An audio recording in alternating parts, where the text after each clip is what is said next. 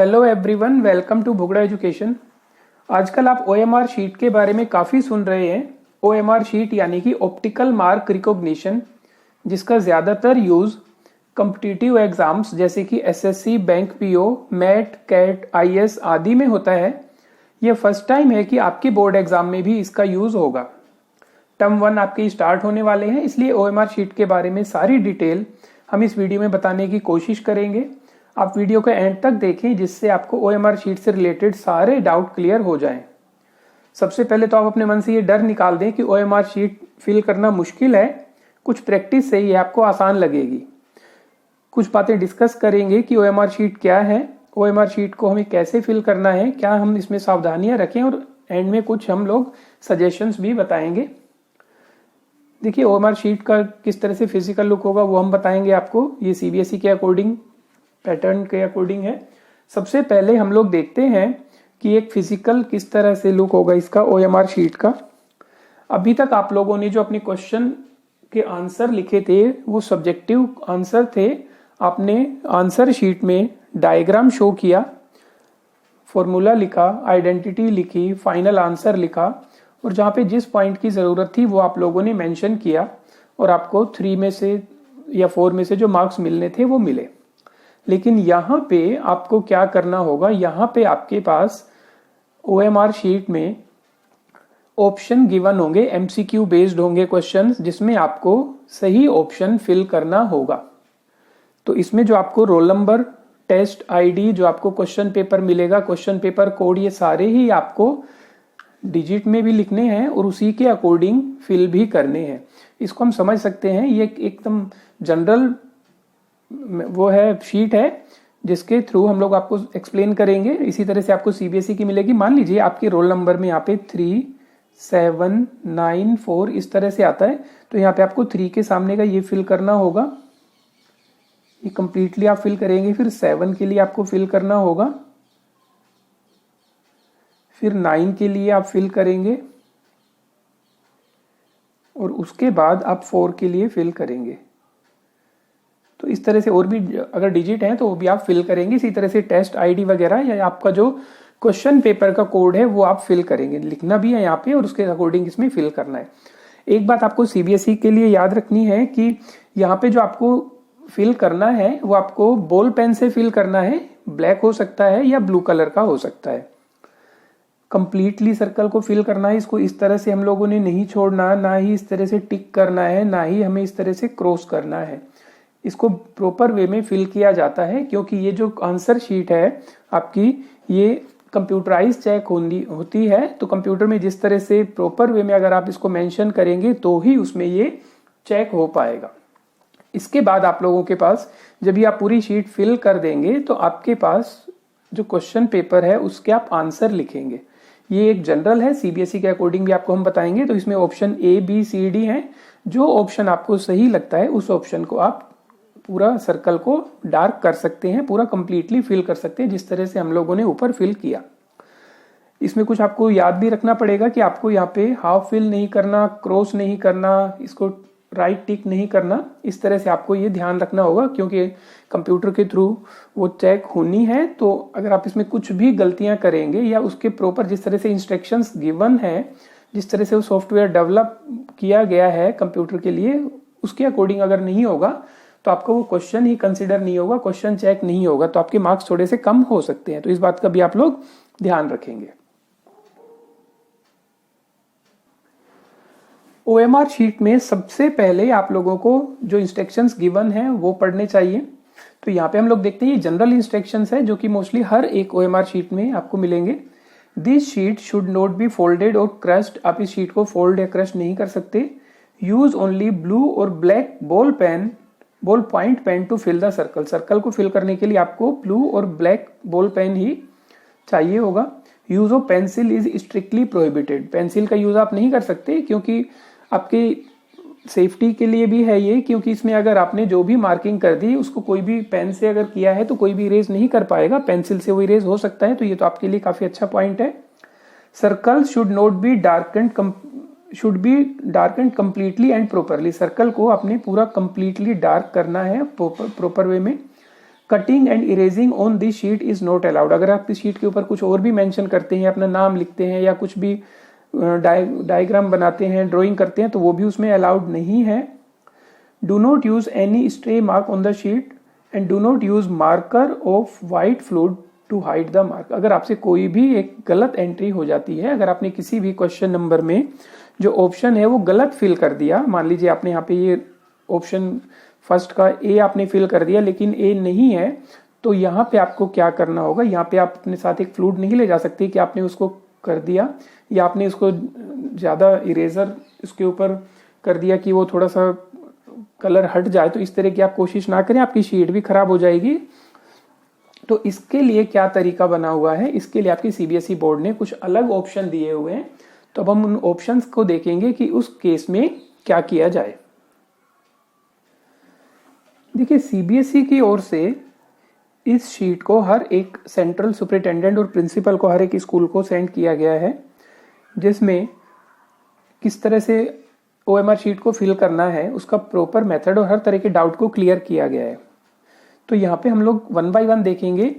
तो सबसे पहले हम लोग ये देखेंगे कि यहाँ पे किसी भी क्वेश्चन नंबर के लिए रिस्पॉन्स जो है, इसका मतलब ऑप्शन है ए, बी, सी एंड डी, और साथ में यहाँ पे एक स्टार लगा के एक और बॉक्स बनाया हुआ है, एक कॉलम बनाया हुआ है, जिसमें आप जो भी इसका आंसर होगा उसके आप अल्फाबेट लिखेंगे।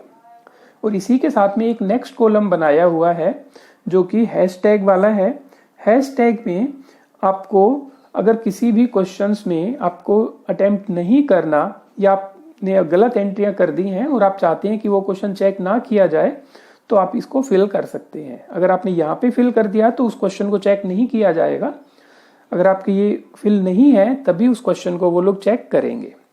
तो यहाँ पे आपके पास टोटल मिला के 6 कॉलम होंगे, क्वेश्चन नंबर को मिला के 7 भी हो सकते हैं। तो यहाँ पे रिस्पॉन्स देखेंगे ए, बी, सी, डी, एक स्टार वाला कॉलम है जिसमें आपको उसी की मैचिंग का ही जो है वो आपको अल्फाबेट लिखना है, और यहाँ पे आपको हैशटैग में आपको मेंशन करना है कि आप इस क्वेश्चन को चेक कराना चाहते हैं या नहीं कराना चाहते, या इस क्वेश्चन को नॉट अटेम्प्टेड बनाना चाहते हैं।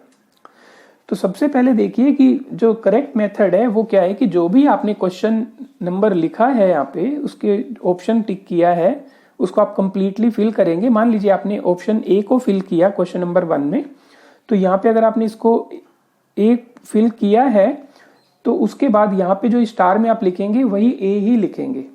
अगर यहाँ पे आपने खाली छोड़ना है, क्योंकि अगर आपने इसी को फिल कर दिया तो ये माना जाएगा कि ये क्वेश्चन जो है वो आप अटेम्प्ट नहीं करना चाहते और इसको आपके मार्क्स नहीं मिलेंगे, ये क्वेश्चन चेक नहीं होगा। तो जो भी आप यहाँ पे ऑप्शन लिखते हैं वही यहाँ पे उसकी मैचिंग का होना चाहिए। लेकिन अगर आपसे गलती हो जाती है, जैसे यहाँ पे हम आप लोगों को बता रहे थे कि आपने अगर यहाँ पे गलती से ए सर्कल कर दिया है, डार्क कर दिया है, तो उसको आप इरेज तो कर नहीं पाएंगे। तो उस केस में क्या किया जाए, तो उस केस में आपको समझने की जरूरत होगी कि आप यहाँ पे इसको कुछ भी ना करें, ना ही आप उसको क्रॉस करें, ना ही टिक करें, ना ही आप उसको इरेज करें, कि कुछ भी करने की जरूरत नहीं है। सिंपल आप जो स्टार वाला है उसमें आप इसका सही आंसर अल्फाबेट में लिखिए। मान लीजिए क्वेश्चन नंबर 2 में आपने गलती से एक ऑप्शन को फिल किया, लेकिन आप चाहते हैं कि उसका ऑप्शन बी जो है वो आपको पता लगा, आप चेक किया जाए, तो आप यहाँ पे बी लिख दीजिए। यहाँ पे आप फिल ना कीजिए, तो जो लिखा हुआ देखो answer will be considered as B, तो जो कंप्यूटर है वो इस बी वाले को चेक करेगा, इसको चेक नहीं करेगा। वो एक्चुअल में सबसे पहले तो कंप्यूटर ना क्या करेगा, ये जो हैशटैग वाले हैं उनको देखेगा। तो यहाँ पे देखिए इसको क्वेश्चन चेक करेगा, इसको चेक करेगा, इसको चेक नहीं करेगा, इनको चेक करेगा। तो जिसमें हैशटैग वाले में सर्कल फिल होगा क्वेश्चन वो ही चेक नहीं होना, जो ब्लैंक है वो ही चेक होने हैं। फिर उसके बाद यहाँ पे ये देखेंगे कि जो आपने स्टार में मेंशन किया है वही एक्चुअल में आंसर होगा। आपने यहाँ पे अगर ए फिल किया है, लेकिन अगर आपने यहाँ पे स्टार वाले में बी फिल किया है तो इसका आंसर बी कंसीडर होगा, बी सही आंसर माना जाएगा। तो इसको क्रॉस करने की, हटाने की, इरेज करने की कोई भी जरूरत नहीं है।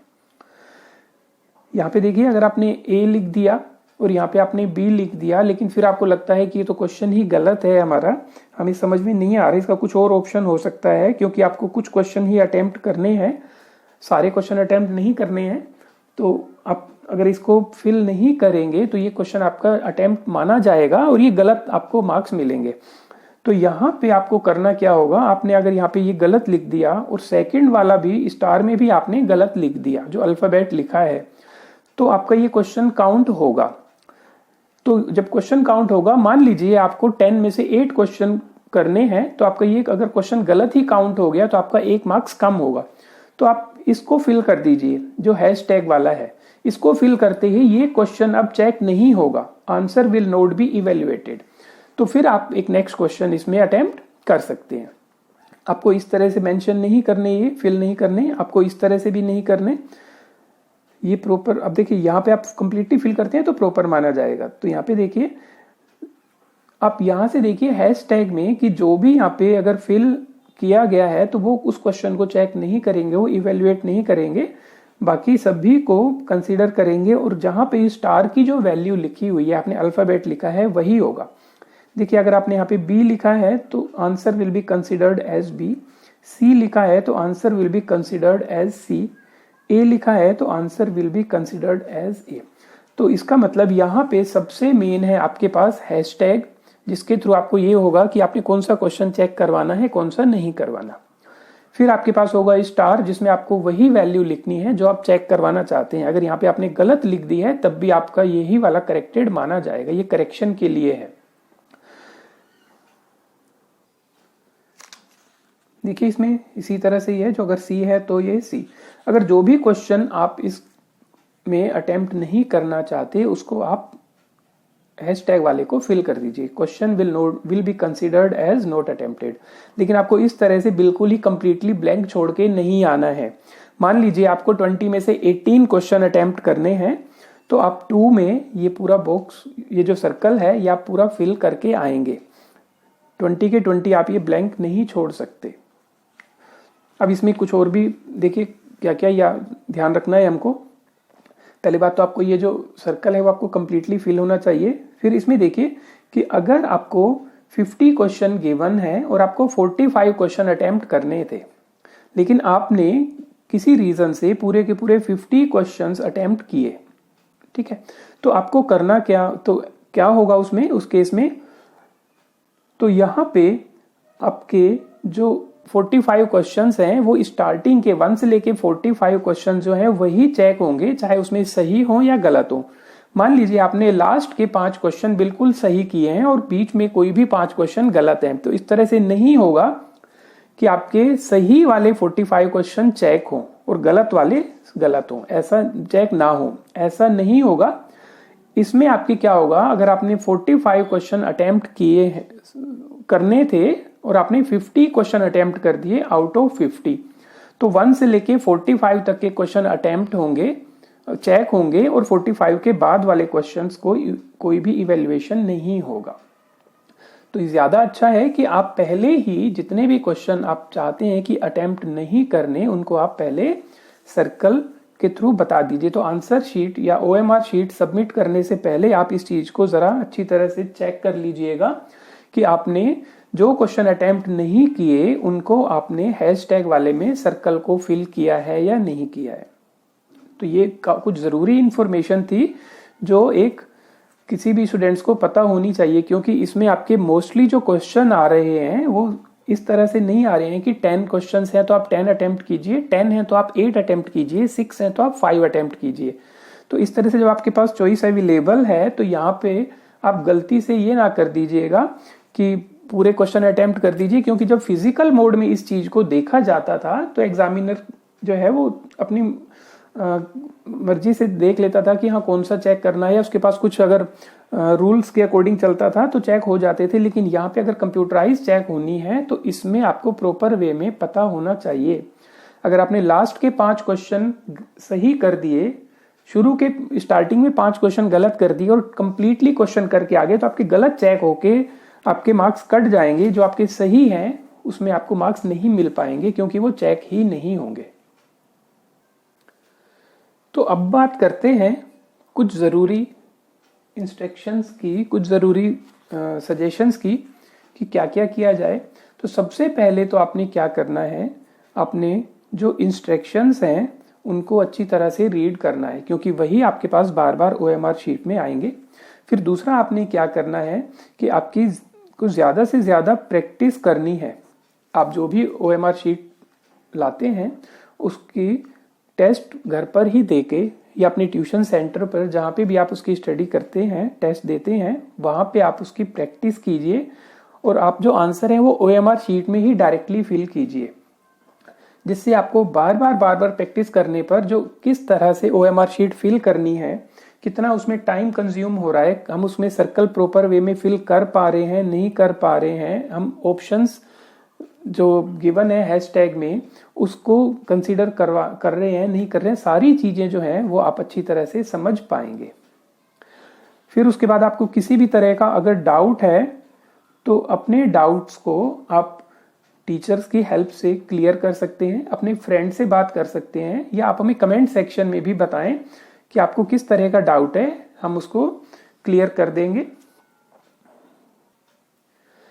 याद रखिए आपको जितने भी इसमें गलतियां करनी हैं, गलतियां करके सीखना है, वो आप अपने घर पर, अपने इंस्टीट्यूट पर प्रैक्टिस करके एग्जाम से पहले ही इस चीज को आप कवर कर लीजिए, इस चीज को आप सीख लीजिए। अगर आप ओवर कॉन्फिडेंस में आके डायरेक्टली एग्जामिनेशन रूम में ही फर्स्ट टाइम इस OMR शीट को फिल करेंगे तो हो सकता है आप लोगों से काफी कुछ गलती हो जाए, क्योंकि जो एग्जामिनेशन रूम का जो एनवायरनमेंट होगा, किस तरह से एटमॉस्फेयर वहां पे होता है, उसके लिए और घर के जो जिस तरह से आप एग्जाम देते हैं, आप प्रैक्टिस करते हैं, उसमें बहुत फर्क होगा। वहां पे आप पजल भी हो सकते हैं, नर्वस भी हो जाते हैं बच्चे, वहां पे काफी कुछ भूल भी जाते हैं और बहुत सारा जल्दबाजी में वो गलतियां भी करते हैं। तो जितना भी आपको प्रैक्टिस करनी है वो एग्जामिनेशन से पहले प्रैक्टिस करके अपने इस कंसेप्ट को, OMR शीट को किस तरह से फिल करना है, वो आप अच्छी तरह से कर लीजिए। तो हमें उम्मीद है कि आपको OMR शीट फिल करना समझ में आ गया होगा। फिर भी आपको किसी भी तरह का डाउट है तो आप हमें कमेंट सेक्शन में बताएं, हम कोशिश करेंगे कि आपके हर एक डाउट को क्लियर किया जा सके। और अंत में all the best for your exams.